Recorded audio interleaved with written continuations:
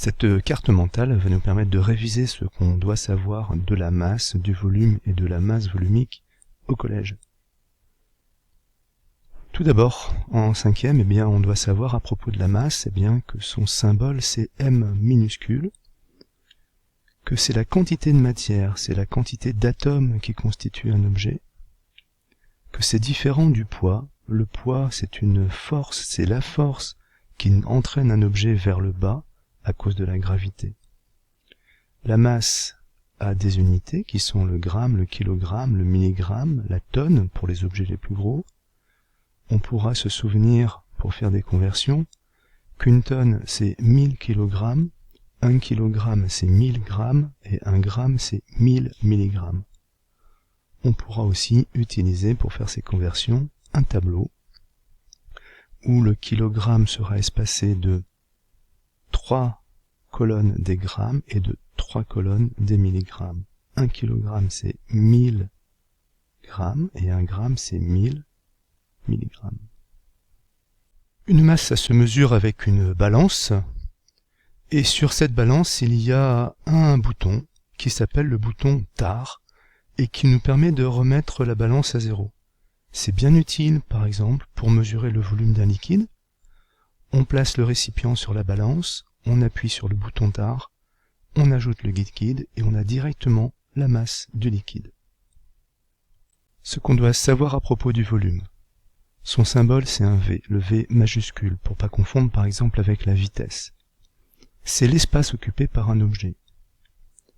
Du point de vue des unités, c'est un peu plus compliqué, il y a deux types d'unités. Le mètre cube, le décimètre cube, le centimètre cube. Un mètre cube c'est un cube de 1 mètre d'arête.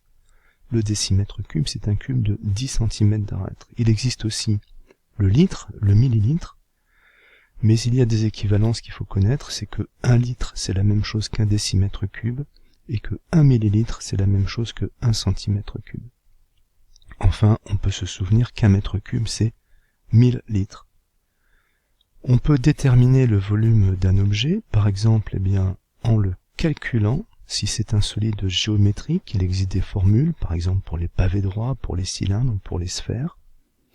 Si c'est un liquide, on peut utiliser une éprouvette graduée.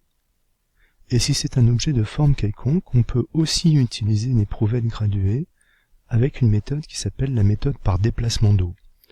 Ça consiste à prendre une éprouvette, à mettre un certain volume d'eau dans cette éprouvette, on le mesure, on ajoute l'objet, on mesure le nouveau volume d'eau qu'on obtient, on fait la différence entre ces deux volumes-là et on obtient le volume de l'objet. En quatrième, on va mesurer des masses et des volumes sur un certain nombre d'objets, et on va s'apercevoir que lorsque ces objets sont de même nature, par exemple du même métal, M et V sont proportionnels. Si on construit un tableau avec la masse et le volume, on s'aperçoit que lorsqu'on double la masse, on double le volume. Lorsqu'on s'intéresse au rapport de la masse que divise le volume, on s'apercevra que ce rapport est une constante pour les objets de même nature. Par exemple, si on avait des objets en aluminium, ce rapport M sur V serait égal à 2,8. Si on avait des objets en plomb, on aurait quelque chose comme 13. Si on avait des objets en cuivre, on aurait quelque chose comme 9. Si on avait des objets en liège, on aurait quelque chose comme 0,7.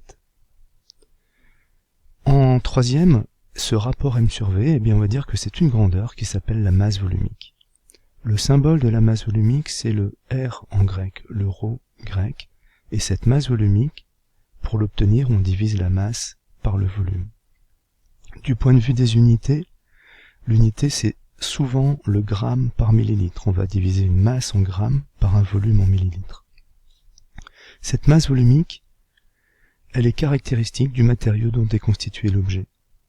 Si par exemple on veut savoir si une pièce est en aluminium, on va diviser sa masse par son volume, et on va vérifier que c'est égal à 2,7 ou 2,8.